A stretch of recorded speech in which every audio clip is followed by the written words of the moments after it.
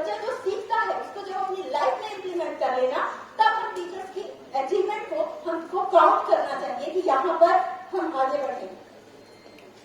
Importance, और अगर school head की मैं बात करूं तो स्कूल हेड को सिर्फ सपोर्ट देना है, अपने बच्चे को एक दृष्टिकोण देना है, एक ऐसा विजन जिसमें वो खुद काम करते हुए आगे बढ़ जाए।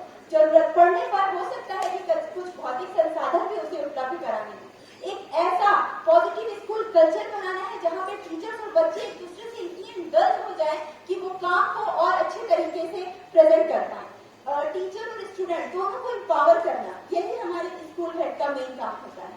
अगर स्ट्रेटेजीज की बात करूं कि किस तरह की रणनीतियां स्टूडेंट सेंटर लीडरशिप में होनी चाहिए, तो आपको अपने बच्चे को जो सबसे महत्वपूर्ण मुझे समझ में आया, उसकी बात को सुनने का, उसे डिसीजन लेने का और उसके डिसीजन पर खुद अमल करने का अगर साहस है, कहीं भी उसे डिस्टर्ब किए बिना बस एक फैसिलिटेटर की तरह उसे सुविधा प्रदान करते हुए, तो यकीन जानिए आपका बच्चा नाम को कितना आगे ले जाएगा, आप इसकी कल्पना भी नहीं कर सकते। प्रधान पाठक शासकीय प्राथमिक पाठशाला निदेशक विकास जिला रायपुर से इलाज करता हूँ। मैं अपने स्कूलों में वह कार्य किया। मैं जब प्रधान रहता 24/8/2017, तो मेरा स्कूल जो है बिल्कुल बंजा था। मैं समुदाय को नहीं जोड़ा, समुदाय मुझसे जुड़ा है। नया बात आपको बताना चाहूंगा, वह कार्य मेरे वो है, मैंने अपने स्वयं के हाथों से और स्वयं के राशि लगाकर पहले स्कूल का विकास कार्य किया। जो बंजा था 650 भूमिगत पाइप अपने हाथों से सिद्ध किया है, जिनकी सहयोगी शिक्षक को साथ लेकर के अपना कार्य को अंजाम दिया। आप देख लीजिएगा, मेरे स्कूल का बहुत सारे विजन दिख रहा है। ये स्कूल का परिणाम है। मैंने देखा इस परिस्थिति में बच्चे कैसे भी देखा करेंगे, मेरे मन में कल्पना आया एक नेतृत्व के नाते। मैंने सोचा तो इस कार्य को अपने हाथों से अंजाम दिया, चाहे उसमें राशि कितना भी लगा। मैं उनको यहाँ पर नहीं परोसूंगा, ये मेरा कार्य करने का तरीका रहा। उस कार्य को प्रभावित होकर मेरे जितने भी गाँव के समूह है और जो समुदाय के लोग हैं, वो हमारे स्कूल की ओर आकर्षित होने लगे और आकर कहने लगे, सर आप कैसे काम कर लेते हैं, इतने राशि में लगाते हैं, मेहनत भी करते हैं, दिन में आते हैं, छुट्टी में आते हैं, गर्मी के दिनों में आते हैं। तो मैंने 650 फीट भूमिगत पाइप और 300 फीट ड्रिप लगाकर के सभी पौधों को जीवित रखा और गर्मी के दिनों में सुनते रखा, जिससे प्रभावित होकर के हमारे साला प्रबंधन समिति अध्यक्ष जो है 5000 रुपये पहले दिया, जो मोटिवेशनल काम किया। उसके बाद सहयोग करने वाले हमारे सहयोगी हमारे स्कूल में आने लगे और बारी बारी से किसी ने लैपटॉप दिया, किसी ने पंखा दिया और किसी ने बच्चे को पढ़ने के लिए राइटिंग पेड, 16 राइटिंग पेड भी प्रदान किए। ऐसा करके हमारे जुनून बढ़ता गया और एक हमारा स्कूल आदर्श स्कूल की ओर चलने लगे।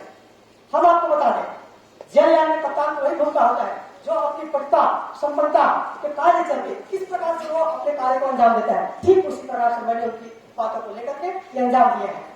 मैं ज्यादा कुछ नहीं किया, लेकिन बच्चों की संस्कृति को समझने के लिए मैंने अपने स्कूल में एक बहुत बड़े काम किया है, जिसको बोलना पड़ा है मुझे, संस्कृति का संरक्षण।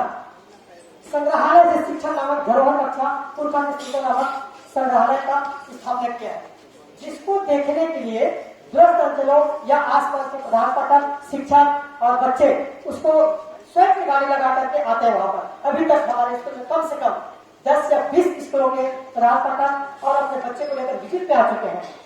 हम आपको बता दें, वो संस्कृति में जो हमारे पूर्वजों के द्वारा उपयोग किया हुआ सामग्री संचित करके रखा है, जिसमें सामग्री 100 साल 150 साल का सामग्री वहां पर रखा हुआ है। अब बच्चे को हमको बताना है वेस्ट से हम बेस्ट कैसे बनाए, 70 क्विंटल लगातार होना चाहिए। अब इसको हम थोड़ा सा खोल देते हैं, ये भीड़ बन जाएगा और बच्चे इस कागज को वेस्ट से बेस्ट बना सकते हैं। इसको हमको केवल खोलना चाहिए और ये कागज जो है अभी यहाँ आपके सामने ये भी बन गया। ये तरीका है, भी है, ए भी बना सकते हैं, बोल सकते हैं। अब इसको थोड़ा सा और खोल दीजिए तो ए भी बन सकता है। यही एक कागज है जिसको आपने मूर्त रूप देकर के नवाचार पैदा बच्चों के बीच में कर सकते हैं। ये आपका ए हो गया, ये है, ये कागज है। आपको नवाचार का तरीका आना चाहिए और इसको हम एम भी बना सकते हैं।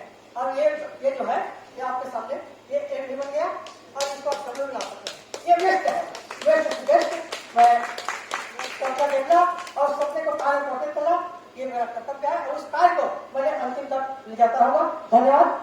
जब मैं कक्षा में होती हूँ, मुझे लगता है कि यहाँ पर तो राष्ट्रपति और प्रधानमंत्री भी उतनी योजनाएं नहीं बना पा रहे होंगे जितना मैं अपने बच्चों के लिए योजनाएं बना सकती हूँ और उनको दिशा दे सकती हूँ। तो इस कड़ी में मैंने भी अपने स्कूल को, और चूंकि सर प्रस्तावना। मैं हर बार यह ध्यान में रखती हूँ कि मैं प्रस्तावना से जरा भी ना भटकूं, क्योंकि जो काम मैं नहीं कर सकती वो काम हम जरूर कर सकते हैं।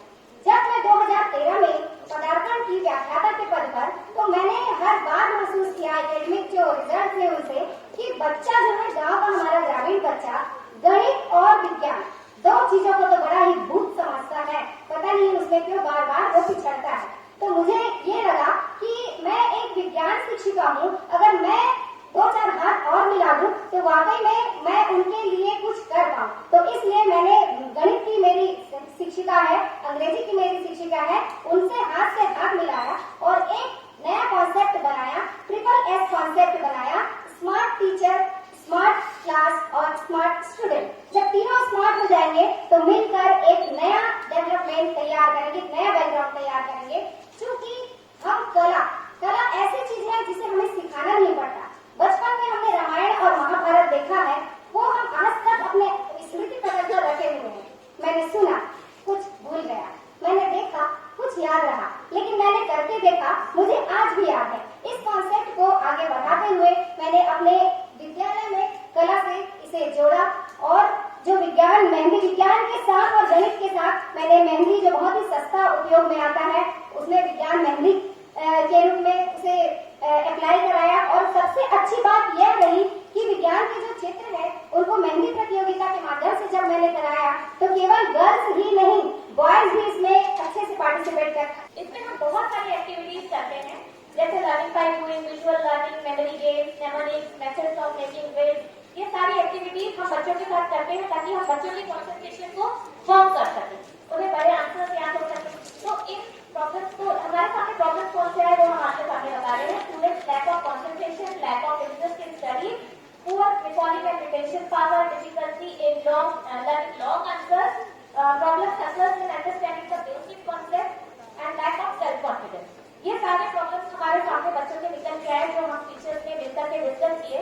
तो इनके लिए हमने क्या किया, बहुत सारी एक्टिविटीज हम करते हैं, उन एक्टिविटीज के थ्रू ही हम बच्चों को पढ़ाते हैं। ये मैं बेसिकली बात कर रही हूँ क्लास 1 to 8 के बच्चों के लिए। तो जो ब्रेन एक्सरसाइजेस हम कराते हैं, पहला जो हमने प्रेजेंटेशन देखा था विजुअल लर्निंग, तो जब बच्चे देखकर सीखते हैं तो उनकी अंडरस्टैंडिंग फर्म होती है। दूसरा है लर्निंग बाय डूइंग, जैसे कि आप यहाँ पे देख रहे हैं, मैं सिर्फ एग्जाम्पल से समझाऊंगी, I know we are short of time. यहाँ पर जैसा कि आप देख रहे हैं, बच्चों को सर्कमफ्रेंस और एरिया के बीच में डिफरेंस हम बता रहे हैं, बच्चे सर्कल बना रहे हैं, सर्कमफ्रेंस हमको बता रहे हैं। y की वैल्यू हम नॉर्मली बता देते हैं कि इट इज 3.14। हम कभी भी बच्चों को समझा नहीं पाते कि y इज 3.14 या y इज 22/7। तो हम बच्चों को पूरा थियोरेटिकली सिखा रहे हैं, प्रैक्टिकली सिखा रहे हैं। This is learning by doing. Other is memory games, हम बहुत सारे मेमोरी गेम्स बच्चों को करवाते हैं। हम खुद बच्चों के लिए खरीद कर लाए हैं कुछ मेमोरी गेम्स, टीचर्स हम सब मिलकर, और जिससे हम 5 C's का डेवलपमेंट करना चाहते हैं, उनके कॉग्निटिव स्किल्स का डेवलपमेंट करना चाहते हैं, उनके अंदर क्रिएटिविटी लाना चाहते हैं, उनको कोलैबोरेट करना सिखाना चाहते हैं। जैसा कि आप यहाँ पर देख सकते हैं, हमने बहुत एक भारत का नक्शा बना हुआ है हमारी एक दीवार पर। तो हमने बच्चों को कहा कि उस भारत के नक्शे को आप देखिए, उसमें जितने भी राज्य हैं उनको आप प्रॉपरली देखिए। उसके बाद बच्चों को हमने एक गेम लाकर दिया जिसमें भारत का नक्शा अलग अलग पजल के रूप में था। बच्चों ने एक बार उसको देखा और उसके बाद वो उसको जोड़ने की कोशिश कर रहे हैं, कोलैबोरेट करने की कोशिश कर रहे हैं।